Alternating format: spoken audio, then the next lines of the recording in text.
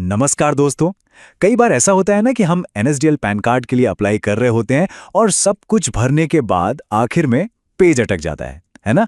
तो आज हम इसी बहुत ही कॉमन प्रॉब्लम का एक पक्का सा सलूशन देखने वाले हैं।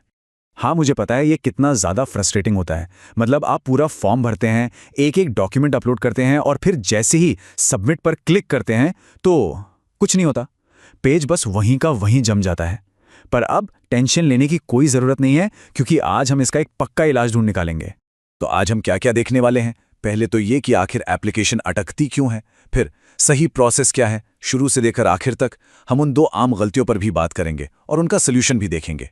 फोटो डॉक्यूमेंट कैसे अपलोड करने हैं, फाइनल सबमिशन कैसे करना है, और हाँ, आखिर में ये भी देखेंगे कि इस जानकारी से आप खुद की पैन सर्विस कैसे शुरू कर सकते हैं। ठीक है, तो चलिए शुरू करते हैं। सबसे पहले पूरी प्रोसेस को, मतलब लॉगिन से लेकर जहां पर ये एरर आता है ना, वहां तक स्टेप बाय स्टेप समझते हैं। इससे क्या होगा कि पूरी बात एकदम क्लियर हो जाएगी।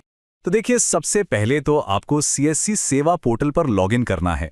वहां जाकर एनएसडीएल पैन सर्विस सर्च कीजिए, फिर अपने डिजिटल सेवा पोर्टल वाले क्रेडेंशियल से लॉगिन कर लीजिए और न्यू पैन कार्ड एप्लीकेशन पर चले जाइए। ये बिल्कुल शुरू के स्टेप्स हैं। अच्छा, यहाँ पर एक बहुत ज़रूरी बात है, आपको दो ऑप्शन मिलेंगे, एक स्कैन बेस्ड ई साइन और दूसरा ई केवाईसी। अब देखिए, अगर आप चाहते हैं कि पैन कार्ड पर आपकी पसंद की फोटो और सिग्नेचर आए तो आपको स्कैन बेस्ड ई साइन ही चुनना है। अगर आपने ई केवाईसी मोड चुना तो वो आपके आधार कार्ड वाली फोटो अपने आप उठा लेगा।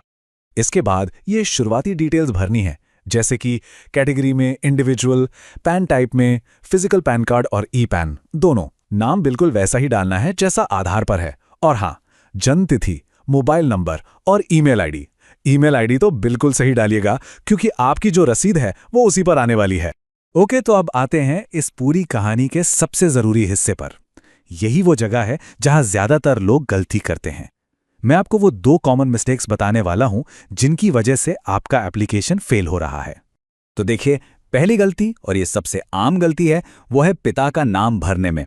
होता क्या है कि लोग एक बार तो नाम भर देते हैं, लेकिन उसे दोबारा एंटर करने वाला जो कॉलम होता है ना, उसे खाली छोड़ देते हैं। यहां स्क्रीन पर देखिए, बिल्कुल साफ साफ दिख रहा है।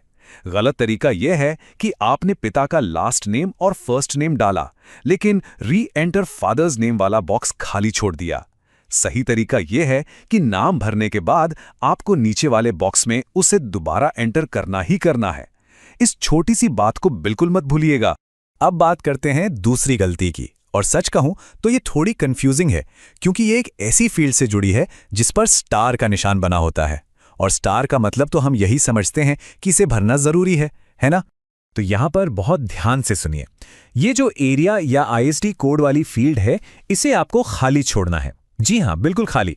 भले ही इस पर स्टार का निशान क्यों ना लगा हो, इसमें कुछ भी मत भरिएगा। अगर आपने इसमें कुछ भरा तो आपका फॉर्म सबमिट नहीं होगा। चलिए, तो जब आप ये दोनों गलतियां ठीक कर लेंगे तो आप सबमिट वाले एरर से तो बच जाएंगे। अब आता है अगला पड़ाव, जो है फोटो और डॉक्यूमेंट्स को सही तरीके से अपलोड करना। यहां पर साइज और फॉर्मेट का खास ध्यान रखना है। आपकी फोटो जेपीजी फॉर्मेट में होनी चाहिए और 50 केबी से ज्यादा की नहीं। सिग्नेचर भी सेम, जेपीजी और 50 केबी से कम। और जो सपोर्टिंग डॉक्यूमेंट है, जैसे आधार कार्ड, वो पीडीएफ फॉर्मेट में होना चाहिए और उसका साइज 300 केबी से कम हो। हाँ, एक और बात, कभी कभी क्या होता है कि आप अपलोड पर क्लिक करते हैं और इमेज दिखाई नहीं देती।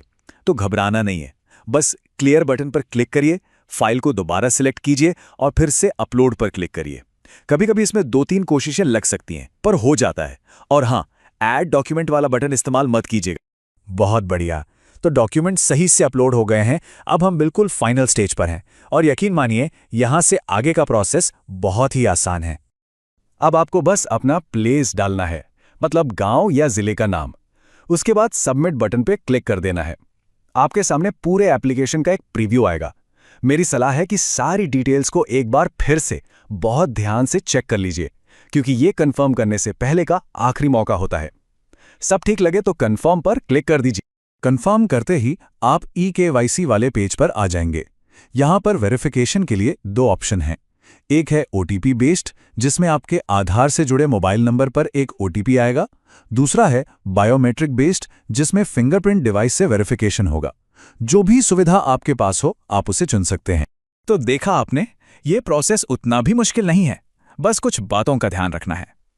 और अब जब आप ये पूरा प्रोसेस सीख चुके हैं तो सोचिए आप इसे एक बिजनेस अवसर में भी तो बदल सकते हैं। तो क्या आप भी चाहते हैं कि अपने सेंटर से या अपनी दुकान से लोगों को पैन कार्ड बनाने की सर्विस दें? क्योंकि अब तो आपको इसका पूरा प्रोसेस पता चल गया है। और अच्छी बात यह है कि आप बिल्कुल मुफ्त में एनएसडीएल की आईडी लेकर ये सर्विस शुरू कर सकते हैं, कोई पैसा नहीं लगेगा। वीडियो देखने के लिए धन्यवाद। अगर आप फ्री एनएसडीएल आईडी लेना चाहते हैं तो नीचे यूआरएल दिया हुआ है और वीडियो के डिस्क्रिप्शन में भी लिंक मौजूद है। उस लिंक पर क्लिक करके आप बहुत आसानी से बिल्कुल फ्री में एनएसडीएल की आईडी के लिए आवेदन कर सकते हैं। एनएसडीएल आईडी के माध्यम से आप कई जरूरी सेवाएं शुरू कर सकते हैं, जैसे pan card service, update service और अन्य महत्वपूर्ण सुविधा। ये सभी सेवाएं सरल तरीके से चलती हैं और आप अपने दुकान या सेंटर से इन्हें आसानी से शुरू कर सकते हैं। तो नीचे दिए गए यूआरएल पर क्लिक करें, वीडियो के डिस्क्रिप्शन में भी लिंक मिल जाएगा और अभी तुरंत फ्री एनएसडीएल आईडी के लिए आवेदन करें।